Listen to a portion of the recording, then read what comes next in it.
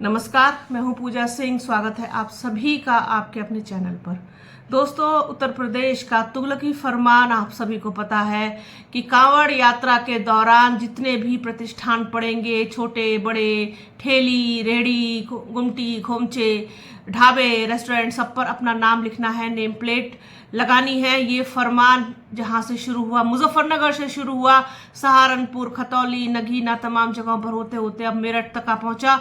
इसके अलावा पश्चिमी उत्तर प्रदेश की अगर हम बात करें तो ये सभी जगह जारी कर दिया गया है कि ये आदेश अब चलेगा और आपको ऐसे ऐसे अपने अपने नाम लिखने होंगे बाहर।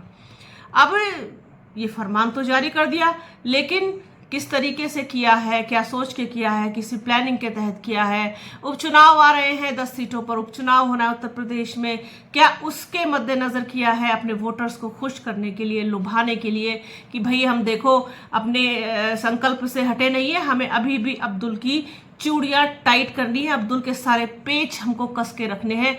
तो ये शायद इनकी मंशा कहीं ना कहीं रही हो, लेकिन इस पर अब जिस तरीके से प्रतिक्रिया लोगों की आई है तो उनमें सबसे इम्पॉर्टेंट जो प्रतिक्रिया मुझे दिखाई दी, रिएक्शन दिखाई दिया, वो है आरएलडी चीफ जयंत चौधरी का। आरएलडी चीफ जयंत चौधरी साफ तौर पर सरकार को जमकर घेरते हुए और इनडायरेक्टली वे में सुनाते हुए दिखाई दिए।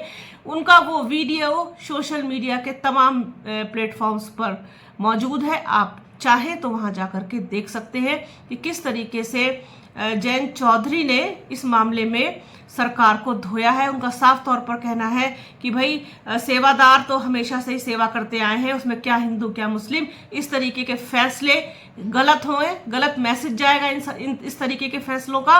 और क्या करें, क्या नाम लिखने का भी बोल दिया है तो क्या कुर्ते पर भी नाम लिखवा लें। अब क्या कुर्ते पर भी नाम लिखवाया जाएगा कि किससे गले मिलना है, किससे गले नहीं मिलना है, किस व्यक्ति के क्या मतलब। उनका मतलब ये था कि अपने माथे पे आदमी गुदवा ले कि वो अब्दुल है कि अनिल है।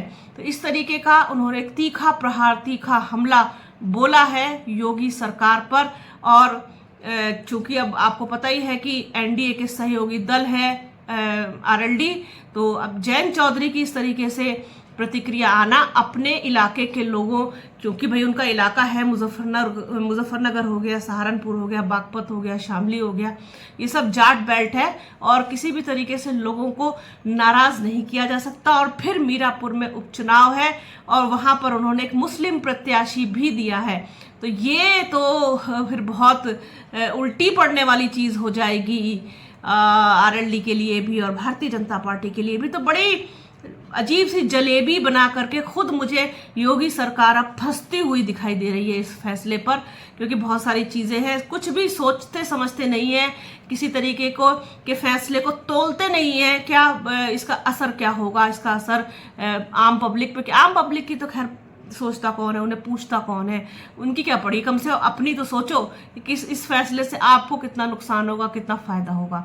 तो आरएलडी चीफ ने खूब जम के सुना दिया है कि ये फैसला हक में नहीं है जनता के और इस तरीके के फैसले गलत साबित होते हैं। और क्या किसी ब्रांड को लेकर के, क्या किसी चीज़ को लेकर के आप कैसे कर सकते हैं कि किसी दुकान का या किसी प्रतिष्ठान का या किसी कंपनी का मालिक कौन है और उसको चलाने वाला कौन है। जैसे कि उन्होंने उदाहरण दिया मैकडॉनल्ड्स का, बर्गर किंग का, कि उस पर क्या लिखेंगे आप, वो तो कंपनी है, उसकी फ्रेंचाइजी कोई भी ले सकता है, वो कैसे लिखेंगे आप। तो इस तरीके से तमाम तरीके से उनका सुना देना ही काफी है साथ होने के बावजूद। तो ये थी एक बात कि आरएलडी चीफ ने जमकर घेरा है, सुनाया है और कहीं ना कहीं इस चीज का भी ख्याल रखा है कि मीरापुर में उपचुनाव है और उनका प्रत्याशी मुस्लिम है। तो ये एक चीज़ थी, सोचा अपने दर्शकों के साथ इसको शेयर किया जाए। तो बने रहिए हमारे चैनल के साथ, हमारे चैनल को लाइक कीजिए, शेयर कीजिए, सब्सक्राइब कीजिए, बेल आइकन ज़रूर दबाइएगा। अपना और अपनों का बहुत ख्याल रखिए। जल्द मिलूंगी आपसे एक नए वीडियो में, एक नई चर्चा में, एक नए मुद्दे के साथ। तब तक के लिए जय हिंद।